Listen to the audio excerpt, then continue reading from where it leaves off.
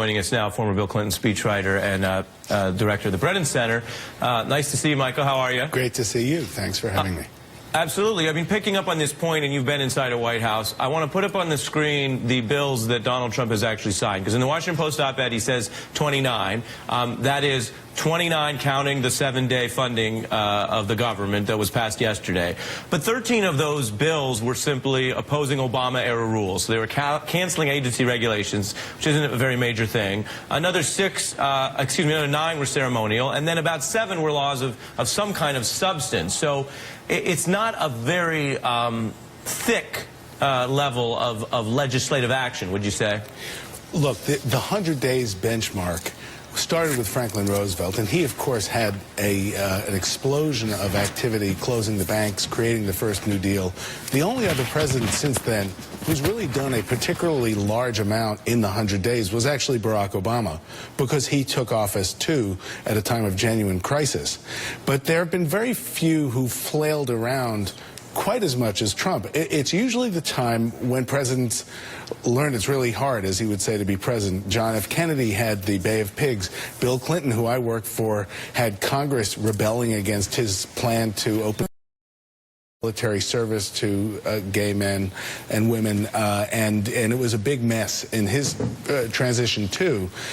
Trump's, though, let's not forget, had a major failure on his major piece of legislation, and it is hard to think of anybody else who's had something like that. I worked with Bill Clinton, on these speeches. Usually the presidents use them to poke fun at themselves, to show that they have some sense of their own limitations. It's a chance to show some self-awareness, and I have a feeling that that's not what Trump wanted to do. He'd rather be where he is. I think that's right. I think that he knew that by going to the dinner, all of a sudden he was going to leave himself vulnerable. And I think what the president has demonstrated is that he doesn't like to be critiqued. Now, I think the challenge right now with folks attending the dinner tonight is that it is black tie, and it's going to be juxtaposed to him being in Pennsylvania with the people, as he calls it, and this idea that the media is indeed elite, and I'm here in rural Pennsylvania, where are you? And I think that is basically the object that he's looking for. So I think translating that. Michael, I'm dying to ask you a question. President Clinton was forced by the elections to start working with Republicans after his first midterm, and then moved centrist from where he had been, cut some deals with them, some of which were a little bit to the right of center. Do you think Donald Trump is going to be forced to do the same thing if he wants to have a legislative agenda and start working with Democrats, or do you think he's going to continue to solidify the Republican base, as recent polls have shown he's been doing? Well, you're right that presidents often make pivots that nobody would expect them to do, even as after the Congress was lost to the Republicans in '94, which was a big deal and hadn't happened in a long time.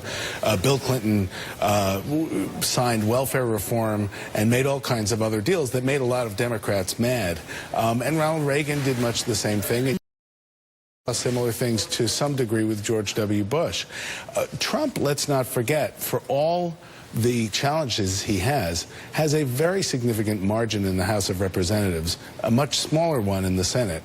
I do think that if he had started the presidency talking about his economic populism and starting, say, with the infrastructure plan, rather than taking away health care from 24 million people and a lot of the other kind of Paul Ryan, hard right, social agenda things that he signed on to, it would have put the Democrats and Democratic members of Congress like Chuck Schumer in a much harder position.